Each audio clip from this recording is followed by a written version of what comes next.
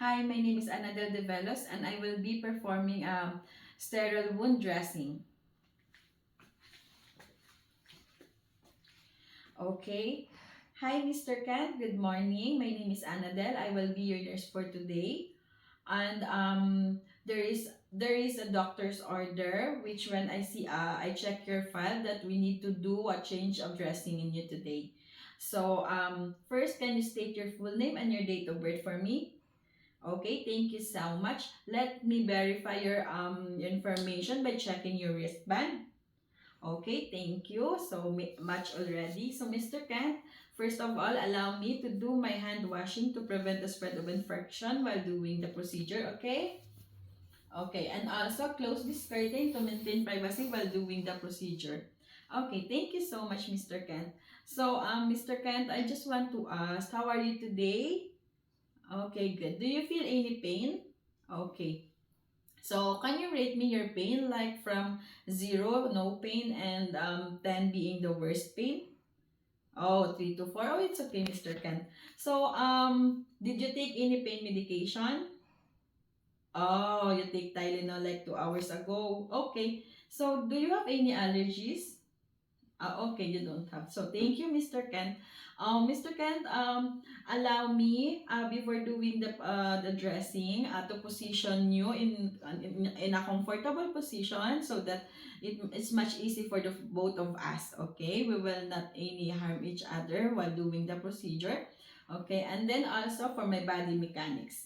So, Mr. Kent, I have here a blue pad. Allow me to put it on your right forearm, which we will do the dressing on this side, okay? Okay, just up this one. Okay, thank you so much, Mr. Kent. And now I have here the dressing kit. I have the gloves, the tape, and the sterile water. So let me first prepare my things here. I will open now my dressing kit already, okay? So I will hold the edge and I will open it away from me first. Okay, the second one here. Then the third one. And then the fourth one. Okay. I have here the blue forceps. I need to maintain the sterility of this in the tip so that I can hold this inside my sterile field. Okay, I will manipulate now. I will move. Okay. There is 2.5 centimeter or 1 inch sterile border margin. Okay. So now I have here the measurement. I have the metal forceps for later. I have 6 2x2 gauze and then the 4x4 gauze later. Okay, now I will pour my sterile water, okay, for cleaning later. So, Mr. Ken, I already prepare my things.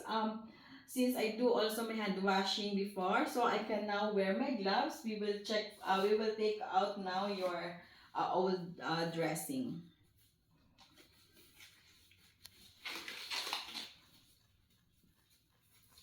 Okay, this may feel your discomfort because of the tip of your hairy hand. Okay, so sorry. So I will be gentle, Mr. Ken. Sorry. Thank you so much. So for your all dressing, there is a minimal serosanguinous discharge and there's no odor on it. So I will discard this one. Okay, for the wound assessment, you have like a straight cut wound, presence of suture in there, a slightly redness on the area, but there's no odor. Okay, allow me to measure it. Okay.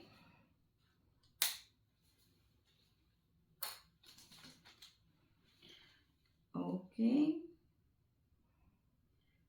So for the length of the wound, it is approximately 10 centimeters.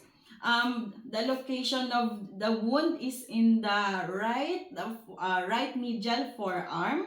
Okay, and then also, let me gently press the area of the wound, Mr. Kent. Okay, sorry. Did you feel any pain? Oh, no? Thank you so much. So there's no edema or lumps in there. So Mr. Kent, I finished already assisting your wound. assessment on your wound. So I will now remove my gloves. I will do my hand washing, and then I will wear again my new gloves, okay, for the cleaning. Okay, so I have my new gloves now, so I can touch my sterile field, okay?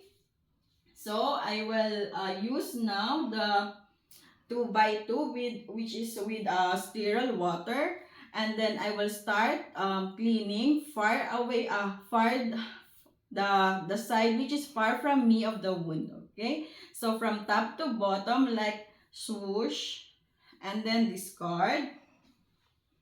Another one from top to bottom, closer side of me of the wound, from head to toe, swoosh, discard. And then the last one in the middle of the wound, which is top to bottom also, swoosh, and then discard. So now I will be pat dry your wound, Mr. Kent, okay? So first, same manner, far side from me of the wound first, top to bottom, pat, and then discard. Closer side of me, top to bottom, pat, and then discard. And then the last one, the middle, top to bottom, tap, and then discard. So now I finished already drying your wood, Mr. Ken. Allow me to close it, okay? I have here the gauze.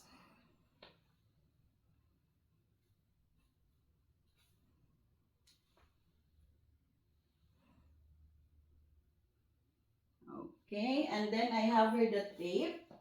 I will put the 4 corners of the tape in the gauze.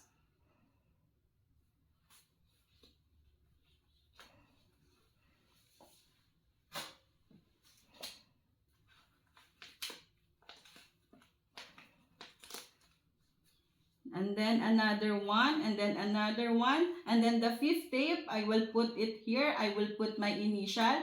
I will put the date, which is November 24. The time is 7 in the morning, 7 a.m. Okay, Mr. Kent, we are finished already change dressing of your wound. So I will document this on your file, and I will just like take all this of my things and then put it on the garbage, okay? And allow me to take off my gloves, do my hand washing, and then I will give you your call bell, and then anything happen or anything that you need to help, just call us, okay? And thank you so much, okay? I will position you again in your comfortable position. Thank you. Have a nice day again.